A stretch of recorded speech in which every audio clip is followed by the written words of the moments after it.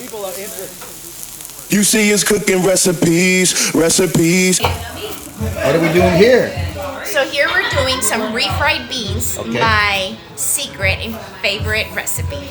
Wow. So what is so secret about it? Like, what's in it? The timing. It's all about the timing. How much you allow the garlic to simmer on the olive oil, and then the timing and how you fold the beans. Like right now I'm doing, you see I'm folding the beans inside. Yep. This allows just to use the term volteado. Got it. Frijoles volteados. Oh, yeah. Okay, so what's going on next? Okay, so once you have the beans, they will start bubbling. I'm gonna top them off with cilantro. Okay. Yeah. Without moving them. Yeah. And I'm gonna wait maybe 1 to minute and a half to start moving them and stirring them with the cilantro.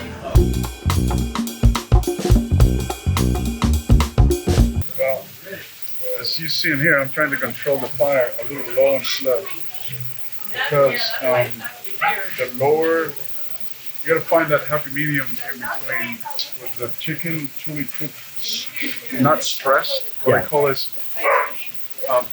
when the meat hits the fire, it tends to do what humans do when touches hot surfaces, contract like. And then the less you prevent that from happening, the more juicy and relaxed that meat is going to cook. So I'm trying to lower the fire so it cooks that way. Love it. Number one. Number two, definitely controlling, obviously seasoning and marinade like we previously do before putting it on the grill. And that is a marinade composed by about 5 ingredients. A little bit of chili pepper, a little bit of garlic, onion powder, fresh garlic, brown pepper, and a little bit of lime juice. Yeah. And I like to counterbalance that with a little bit of sugar. Wow. And earlier we were talking about a palette of flavors. Yes. And I compare flavors and seasonings with a palette of colors. You need to have the blacks and whites.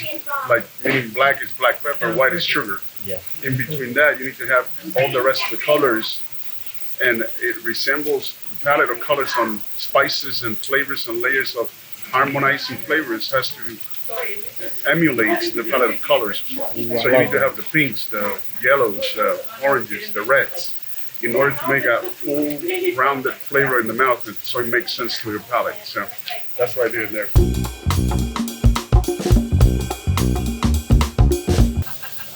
Meats, what I tried to, well, first of all, cumin is a very warm spice. In my opinion, when you talk about warm, it's spices that bring some sort of a earthiness and coats your mouth because they're very potent.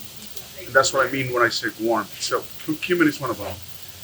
It's very misunderstood for the fact that people tend to overuse it. And when you overuse certain spices that are too potent, what happens is your palate gets saturated. And unfortunately, everything else that you taste after that, it will taste just like the spice. So cumin, you got to be very careful when you use it. In my personal philosophy and style of approaching comino or cumin in food, I avoid using them in red meats. Period. Red meats, the iron of the blood of red meats doesn't go well with the cumin, in my personal opinion. In the other hand, white meats like either pork, chicken, even veal, consider one of the white meats as well, or even seafood. I still use it on those very carefully as well. Depends on which one is. I use certain ratios on each of them, but I try to avoid them on red meats for sure.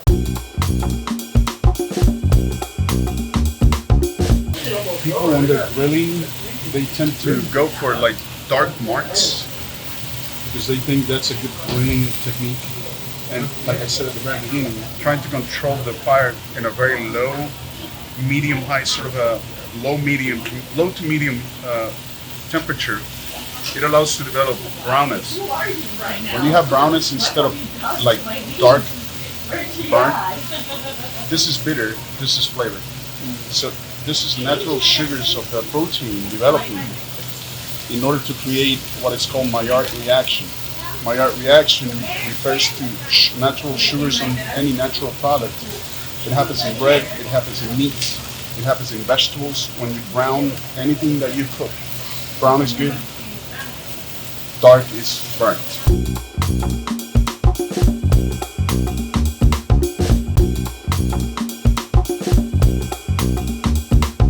Didn't know anything about yeast and leavening agents and all that. I just mix water and flour. Yeah. Not even salt. I stretch it, put some sauce that my mom bought for me, and cheese and pepperoni, and put it in the oven. And when I cut it, it was like cracker. I could cut a mix with it. But the family seemed to enjoy it. And that's why I knew that I could create something with my hands that would nourish people, and the instant reaction was seeing their happy faces. So that's why I knew I wanted to cook. So I went through high school, graduated high school, almost went to law school. I made my bachelor in political sciences when an opportunity arose to study the kitchen. So that's when I said, doing this, I'm not going to sit on a desk reading cases and defending liars, and and this is how I ended in the kitchen. Yeah, yeah, yeah, yeah. If it's a steak that you're going to eat at the center of the plate with other accompaniments and whatnot, that is not for tacos, I'll season it totally simple, salt and pepper, and sear, and cook to perfection. But in this case, this is for tacos, so you got to go a little more aggressive on the flavor, so it competes and stand up to the rest of the salsas and pico de gallo and guacamole and everything else that people put on tacos. So you need to have a flavorful piece of meat that stands up all those flavors. So we need a little bit of garlic, chili pepper again, onion powder, garlic powder, a little bit of lime juice again, almost the same marinade I use in chicken. The only difference is I heighten the quantity of black pepper on this. So I like black pepper on the high content of black pepper on beef. So it works perfectly every time.